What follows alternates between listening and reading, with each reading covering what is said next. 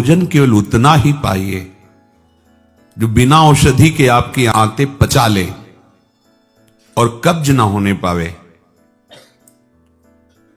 यदि आप रसेंद्री के स्वाद के वशीभूत होकर के प्रसाद खूब ग्रहण कर लिए, वातों की सामर्थ्य नहीं है, क्योंकि आप क्रियारत नहीं हैं।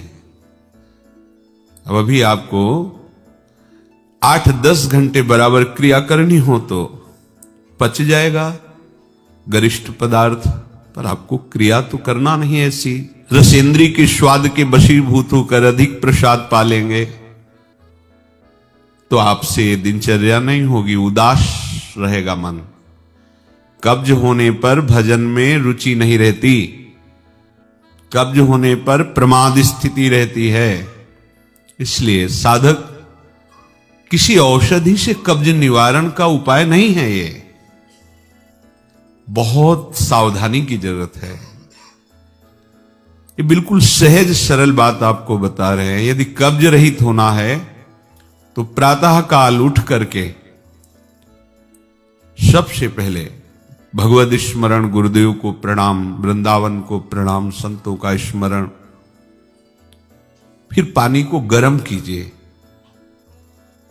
आधा लीटर, पौन लीटर, 1 लीटर, 1.25 लीटर, जितनी तुम्हारी पीने की सामर्थ्य है। रुचि नहीं कह रहे, पी सकते हो। ऐसा गर्म नहीं, चाय जैसा हल्का गर्म करके और वज्रासन में बैठ करके आराम आराम से पीजिए। 15 मिनट वज्रासन में बैठकर धीरे धीरे पीजिए।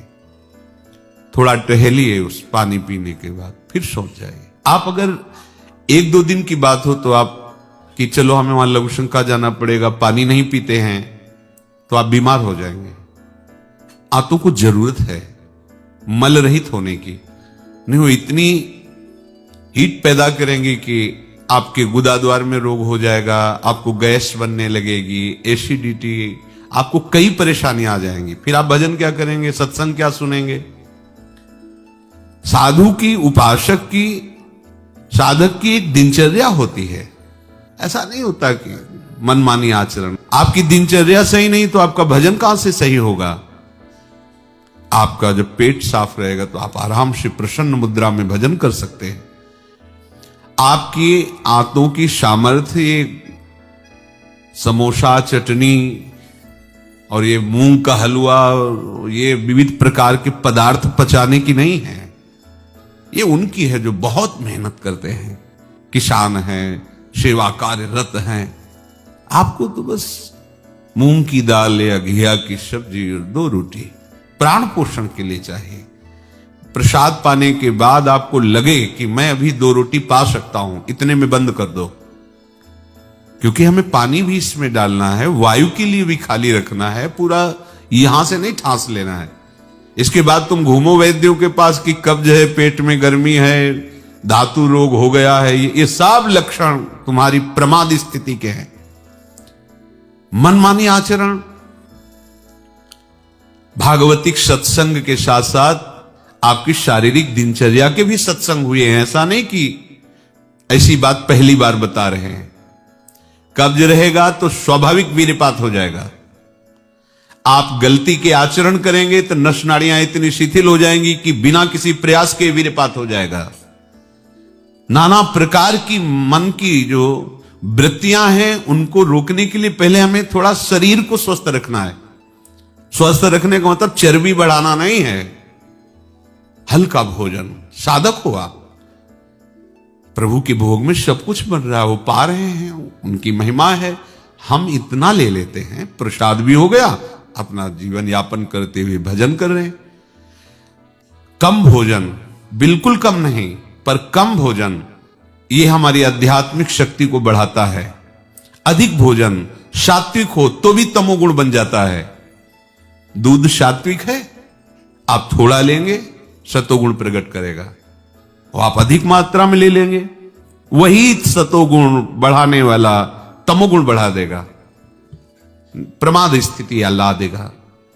पेट साफ नहीं हुआ और डालते चले जा रहे हो तो क्या होगा? हाथों में वो जलन, ताप ऐसा पैदा होगा कि प्लास्टिक की तरह कड़ा हो जाएगा मल, और वही आपके फिर गुदाद्वार रोग और भी कई तरह के रोग, आप समझते नहीं। अरे भजन करने के लिए हमें जो अध्यात्म में चलना है, हमारी ये शरीर रूपी गाड़ी स्वस्थ होनी चाहिए। प्रारब्ध वशात अचानक कोई भयानक रोग आता है, वो हमें प्रभु सामर्थ्य देते हैं, नाम भगवान सामर्थ्य देते हैं, हम जिनका जप कर रहे हैं। लेकिन हम प्रमाद स्थिति में, तुम इनको पदार्थों को अच्छा समझते हो क्या? प्राण पोषण के लिए केवल जरूरत है, और ऐसा मत समझे कि अच्छे पदार्थ खा रहे, काहे को तुम मन की चक्कर में फंस रहे हो। संयम से चलो, पेट नहीं साफ हुआ, भोजन नहीं पाना मत।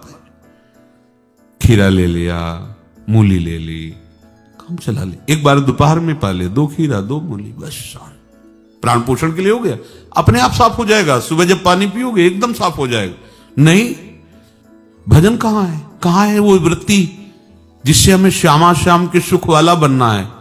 बस यही दुख में घूमते रहो, फिर शाम के बना, दोपहर के बना, सुबह बना, फिर भी तृप्ति नहीं होगी। मान लो मेरी बात, ये माया की चाल है।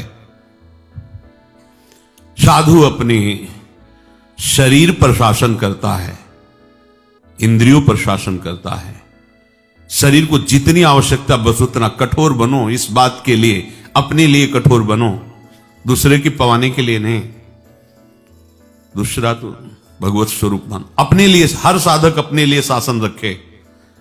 पहले से देख लो, एक दिन पाके देख लो, मेरा 4 रोटी से काम चल जाएगा, बाल भोग की जरूरत नहीं।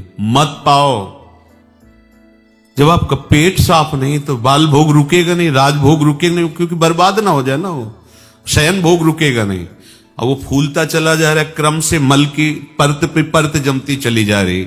आप इनको समझिए, अभी आप परमार्थ के मार्ग में चले हो, आपको बहुत जरूरी शरीर को हल्का और स्वस्थ रखना, नहीं आपसे भजन नहीं हो पाएगा। ये एक दिन का विषय नहीं कि आप सत्संग में आके बैठ गए हो गया। आपको नित्य सत्संग करना है, आपको नित्य वाणी पाठ करना है, आपको नित्य भजन करना है। आपकी दिनचर्या, आपका खान पान बिल्कुल संयमित होना चाहिए। देखो, यदि आप गंदी बातें करोगे, गंदी हरकतें करोगे, तो विश्व में कोई ऐसा वैद्य नहीं कि आपको ब्रह्मचारी दवा से बना दे। मान लीजिए, हमारी प्रार्थना मान लीजिए, यदि आपने अंगों को छेड़ा नहीं है तो लिख लो, आपका ब्रह्मचर्य क्षीण नहीं हो सकता। मानसिक चिंतन गंदा, प्रक्रियाएं आपकी गंदी, खान पान आपका ठीक नहीं, तो एक रोक के आप देखते जाना, आपको भजन में रुचि क्या, शरीर को नहीं संभाल पाओगे। मान जाओ मेरी बात। 24 घंटे में प्राण पोषण के लिए 2-4 रोटी काफी है। अरे संतों ने तो कई कई दिन भोजन नहीं मिला है, भजन एक तार चला है। आप भजन के लिए आए हो, भोजन बट वो क्या भाई, भोजन के लिए थोड़ी आप आए हो, भजन के लिए। सृष्टि में किसी भी पदार्थ की कमी नहीं, माया रचित है, वो ऐसे बढ़ते चले जाएंगे। अपने को एक सीमा रखनी खान पान की। एक नए साधक को देखा कि भोजन पाने के समय एक रस्सी में गांठ बांधे हुए थे, इधर और इधर, और जब उसी गांठ से फिट करके बांध लिया भोजन पाने के पहले। बस जहां पाए तो रस्सी टाइट, जहां रस्सी टाइट हुई तो बस छोड़ दिया, भोजन में ही छोड़ दिया ऐसे। फिर कोई कितना भी प्रयास करो नहीं पाते थे। ये बाहर है, आंतरिक जितेंद्रियता की बात नहीं, इसकी जरूरत नहीं रस्सी की पेट में बांधने की, पर अच्छा लगा। प्रारंभिक स्थिति में ठीक है कि हाँ जहां टाइट होगा तुम खोल, मतलब बंद कर देंगे, तो उसे पहले ही देख लो कि हमें इतना पाना। ये जहर है और ये जीवन है, दोनों बात समझो। अधिक पौष्टिक पदार्थ आपको ब्रह्मचर्य नहीं रहने देगा।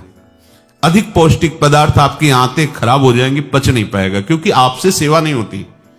अगर 8-10 घंटे पसीना वाली सेवा हो कि फावड़ा चल रहा है, आप हल जोत रहे हैं, बड़ी मेहनत कर रहे हैं, दौड़ भाग हो रही, चलता रहेगा, आप पाइए पच जाएगा। अब आपको सेवाएं हैं नहीं, हो आप मनमानी रसेंद्री की तृप्ति के लिए, ये शरीर तो पंच भौतिक ही है ना।